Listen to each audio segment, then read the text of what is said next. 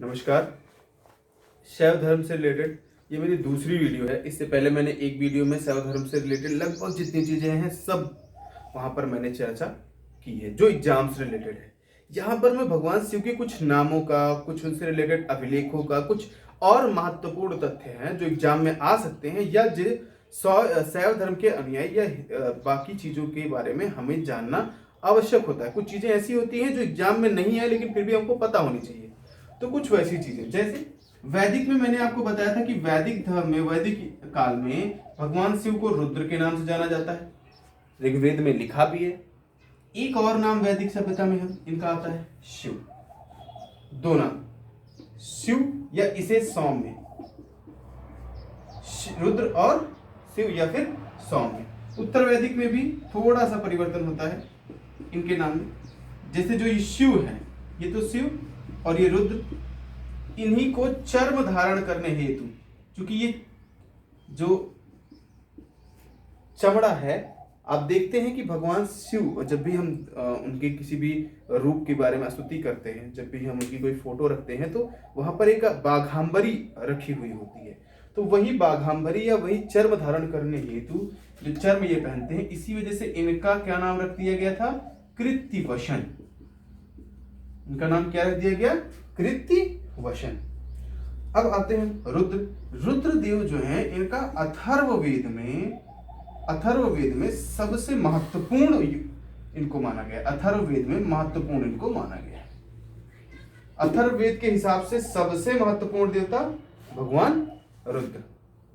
ऋग्वेद के हिसाब में, ऋग्वेद में तो आप इंद्र को भी देखते हैं, आप अग्नि को देखते हैं, लेकिन रुद्रावतार का सबसे ज्यादा उल्लेख कहाँ मिलेगा? आपको अथर्ववेद में मिलेगा। ऐसे हम आते हैं अगला, जैसे कुछ कहानियां हैं, कुछ कथाएं हैं जो रामायण से हमको मिलती है। जैसे भगवान शिव ने क्या किया था? विषपान। भगवान शिव ने विषपान किया था, इसका उल्लेख कहाँ है? रामायण में। ठीक है। दूसरा अगला जो है गंगा अवतरण। ये माना जाता है कि गंगा जो है जब पृथ्वी पर आई तो उनको भगवान शिव ने पहले अपनी जटा में रखा था, तो इसलिए जो गंगा अवतरण है इसका उल्लेख कहाँ मिलता है? रामायण में मिलता है। ठीक है। इनके पुत्रों का भी उल्लेख कुछ उसमें है भगवान शिव के, ठीक है, रामायण में। अब भगवान शिव के जो नाम हैं, अलग अलग ग्रंथों में जो भगवान शिव के नाम दिए गए हैं उस पर हम परिचर्चा कर लेते हैं। जैसे एक ग्रंथ है जिसका नाम है शतपथ ब्राह्मण। इसको मैं आपको बता चुका हूं, लिखा किसने है? प्रजापति ने। ठीक है। इसको किसने लिखा था? प्रजापति ने। और प्रजापति को भगवान ब्रह्मा का पुत्र माना जाता है। ठीक है। इसमें दो नाम दिए गए, एक विध्वंसकारी। दो तरीके के भगवान शिव का उल्लेख मिला। एक विध्वंसकारी, जिन्हें एक और नाम दिया गया कीवी। क्या नाम दिया गया? कीवी। और एक दिया गया कल्याणकारी। एक कौन? विध्वंसकारी, जिनको कीवी कहा गया, एक कल्याणकारी। अब इस जो विध्वंसकारी है इसमें भी चार नाम दिए गए और इसमें भी चार नाम दिए गए, यानी दोनों में चार अलग अलग नाम दिए गए। विध्वंसकारी में कौन सा आता है? रुद्र। और कौन सा आता है? शिव।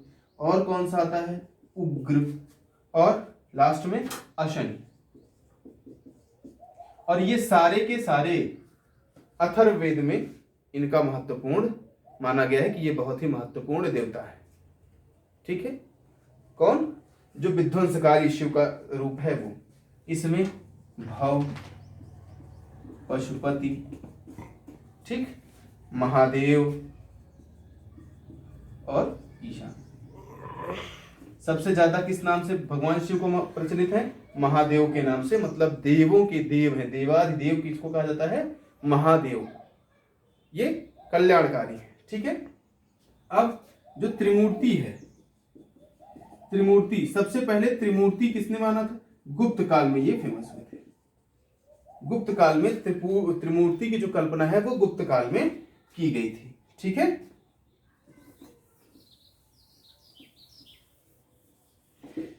ये दो नाम हो गए। ऐसे ही चार और नाम आते हैं, इंद्राणी, भद्राणी और भवानी ये 4 अन्य नाम हैं जो भगवान शिव से रिलेटेड माने जाते हैं। ये माने जाते हैं कि ये भगवान शिव के ही रिलेट करते हैं, भगवान शिव से ही रिलेट किया जाता है इनको।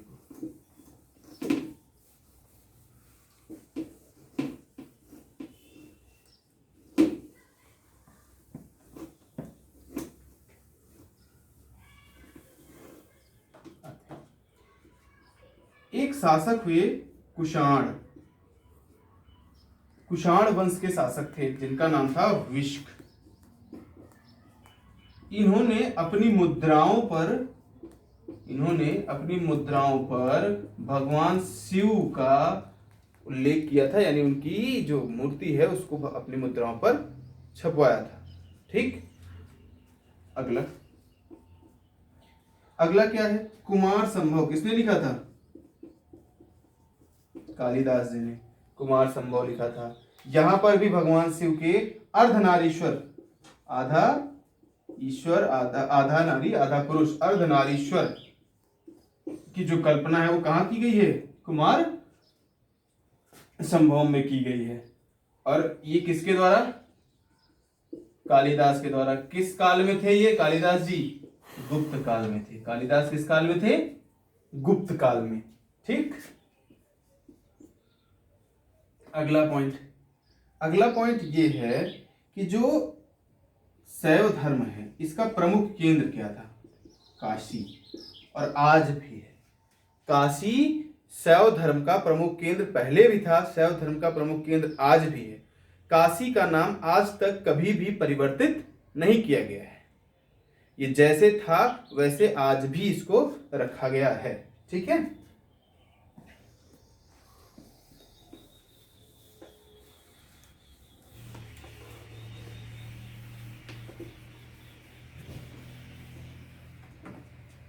बाकी चीजें एक शाक्त धर्म है। मैंने पिछली क्लास में भी थोड़ा सा उसको बताया था, उतना आता ही है कि शाक्त धर्म जो है ये किसके लिए है? तो देवी उपासना के लिए है। देवी उपासना हेतु किस धर्म की मान्यता है? देवी उपासना की मान्यता है शाक्त धर्म में। इसमें 2 चीजें हैं जो जानना जरूरी है। एक कौल मार्गी है, 2 मार्ग हैं इसमें, 2 इसके भाग हैं शाक्त धर्म के, आप कर सकते हैं। एक समयाचारी और एक कौल मार्गी और ये समयाचारी। इन दोनों के जो अपना अपना मानना था वो बिल्कुल अलग था। ये पंच महाव्रत की बात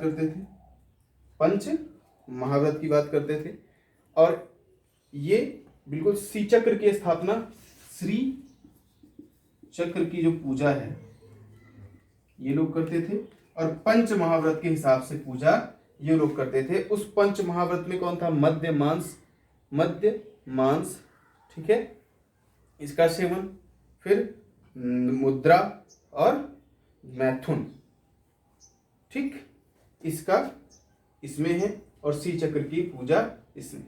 तो शाक्त धर्म में इससे ज्यादा कुछ है नहीं, इससे ज्यादा कभी पूछा भी नहीं गया है, यहाँ तक कि यूपीएससी ने इससे ज्यादा नहीं पूछा है, तो और किसी एग्जाम में इससे ज्यादा नहीं पूछा जाएगा।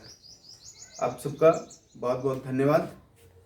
आगे वीडियो को लाइक करिएगा, समझ में आएगा तो। अगर अच्छा लगे तो दूसरों को भी शेयर कर दीजिएगा, चैनल सब्सक्राइब कर लीजिएगा। बहुत बहुत धन्यवाद।